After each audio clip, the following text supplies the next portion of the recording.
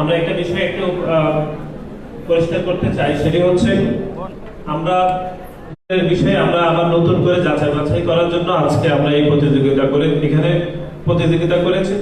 সুতরাং বাকি যাদেরকে আমরা দিতে পারিনি তাদেরকে আমরা গতকালই আসলে চূড়ান্ত করেছি আমাদের তালিকা থেকে।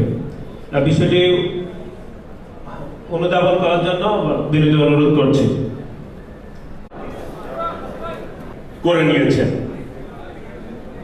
বাংলাদেশ খেলাফত মজলিসের আমির, আমাদের সকলের প্রিয় ব্যক্তিত্ব আল্লামা মোহাম্মদ মামুনুল হক প্রধান অতিথি আজকের এই পুরস্কার বিতরণ অনুষ্ঠানে উপস্থিত রয়েছেন। বিশেষ অতিথি সাবেক মন্ত্রী, ডাকসুর সাবেক পিপি, আমাদের সকলের রাজনৈতিক হাতে করি যার মাধ্যমে বিএনপির চেয়ারপারসনের উপদেষ্টা মন্ডলীর অন্যতম সদস্য, ছাত্র দলের সাবেক আহ্বায়ক আমানুল্লাহ আমান উপস্থিত রয়েছেন। বিশেষ অতিথি ছাত্র দলের সাবেক সভাপতি,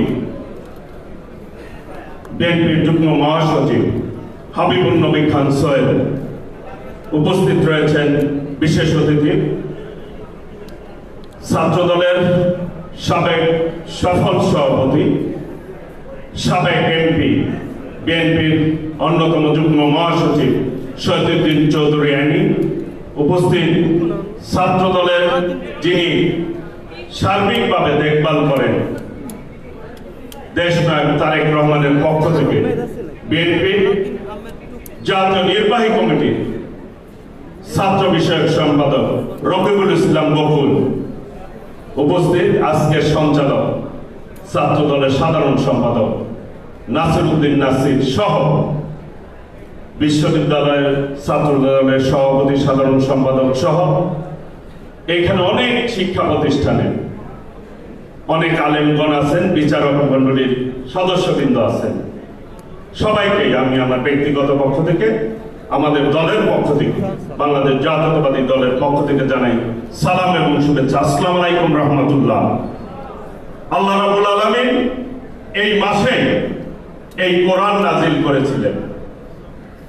সেই রমজানে ছাত্রদল এই কেরাত প্রতিযোগিতা এবং হিজবুল কোরআনের যে আয়োজন করেছেন, এই থিমটি মূলত আমাদের সকলের অভিভাবক, সকলের প্রিয় নেতৃত্ব বিএনপির ভারপ্রাপ্ত চেয়ারম্যান দেশনায়ক তারেক রহমান তিনি এই নির্দেশনাটি দিয়েছেন। আমরা সকলে আজকে এইখানে কোরআন তেলাওয়াত প্রতিযোগিতার প্রোগ্রামটি ঢাকা বিশ্ববিদ্যালয়ে অনুষ্ঠিত হচ্ছে। পূর্বে কিন্তু এটি হয় নাই। নাসির বলেছে সঞ্চালক, ঢাকা বিশ্ববিদ্যালয় বিগত 17টি বছর ফ্যাসিস্ট খুনি শেখ হাসিনা সন্ত্রাসী বাহিনীদের দ্বারা দখলদারিত্ব করেছিল। এই ক্যাম্পাসে সন্ত্রাসের রাজত্ব কায়েম করেছিল। কেউ ঠিকভাবে কথা বলতে পারত না, তার অধিকার প্রতিষ্ঠিত করতে পারে নাই, তার অধিকারের কথা বলতে পারে নাই। সেই ফ্যাসিস্ট হাসিনার পতনের পর আজকে আমরা সকলে মিলে ঐক্যবদ্ধভাবে যারা ফ্যাসিবাদ বিরোধী আন্দোলন করেছে, আজকে বাংলাদেশের মানুষ ফ্যাসিবাদ মুক্ত পরিবেশে আমরা সকলেই এগিয়েছিতে আজকে প্রোগ্রাম করতে সক্ষম হচ্ছি। এর পিছনে আমাদের ভারপ্রাপ্ত চেয়ারম্যান দেশনায়ক তারেক রহমান এবং এই দেশের ছাত্র সমাজের ভূমিকা রয়েছে। আজকে একটি প্রশ্ন রাখতে চাই, আজকে যারা ফ্যাসিবাদ বিরোধী আন্দোলন করেছে তাদের মধ্যে আজকে অনৈক্য কে তৈরি করছে? ফ্যাসিবাদের দোসররাই তৈরি করছে। কারণ ফ্যাসিবাদ বিরোধী আন্দোলন যারা করেছে তারা যদি দ্বিধাবিভক্ত হয়ে যায়, তারা যদি নিজেরা পরস্পরের বিরোধে লিপ্ত হয়, তাহলে মূল বেনিফিশিয়ারি কে হবে? ওই ফ্যাসিবাদ হবে, ওই খুনি হাসিনা হবে। কাজে আমি মনে করি এই দেশের মানুষ মনে করে যে ফ্যাসিবাদের দোসররা বিভিন্ন জায়গায় ঘাপটি। পবিত্র মাহে রমজান উপলক্ষে আজকে যে আয়োজনটি করেছে, বিশেষ করে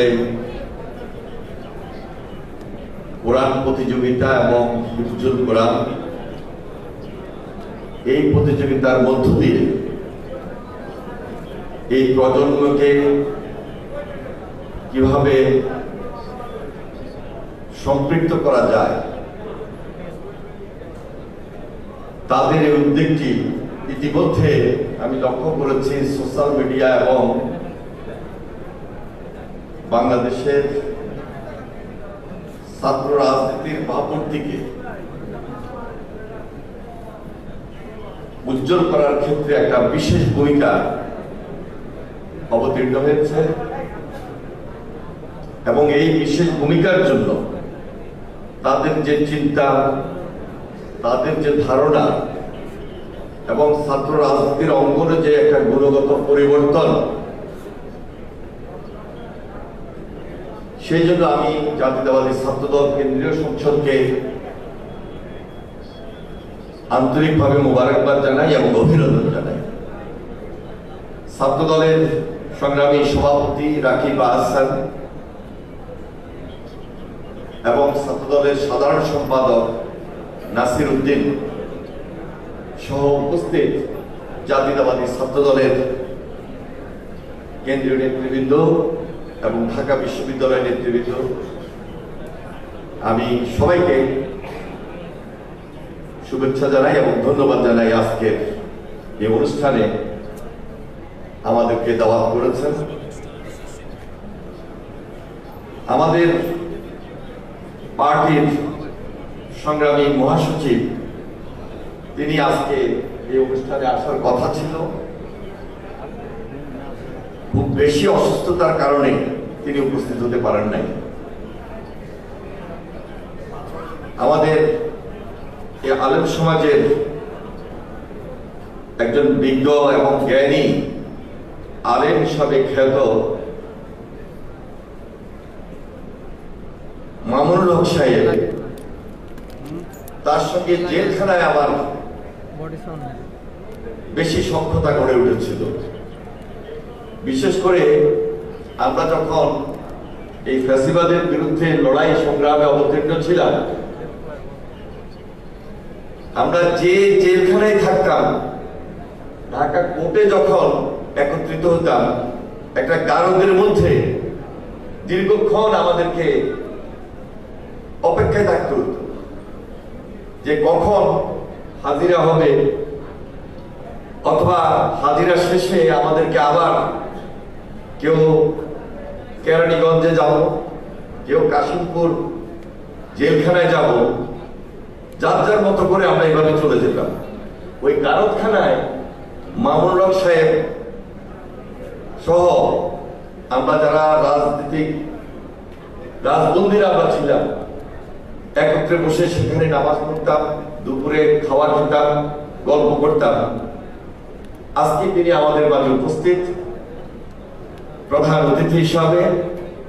আমাদের আজকের এই অনুষ্ঠানে তিনি উপস্থিত হওয়ার জন্য আমি অনেক আন্তরিকভাবে মোবারকবাদ জানাই। আমাদের বিশেষ অতিথি হিসাবে যিনি এখানে উপস্থিত রয়েছেন, এক নামে যার পরিচিতি, বিশেষ করে 90 সনে আমরা যখন এরশাদ বিরোধী আন্দোলন করেছিলাম এই ক্যাম্পাস থেকে, যিনি আমাদের এই আন্দোলনের নেতৃত্ব দিয়েছেন, গণ অভ্যুত্থানের নেতা হিসাবে যিনি এই জাতির সামনে তার ভাবমূর্তি তৈরি হয়েছিল। সর্বদলীয় ছাত্র ঐক্যের নেতা ছিলেন, ডাকসুর নির্বাচিত পিপি ছিলেন। এরপরে তিনি জাতীয় সংসদ সদস্য হিসাবে জাতীয় সংসদের সদস্য ছিলেন, মন্ত্রী ছিলেন। জনাব আমানুল্লাহ আমান আমাদের মাঝে উপস্থিত রয়েছেন। আমি ওনাকে আন্তরিকভাবে মোবারকবাদ জানাই এবং ধন্যবাদ জানাই। আমরা এই ক্যাম্পাসে যখন আন্দোলন সংগ্রাম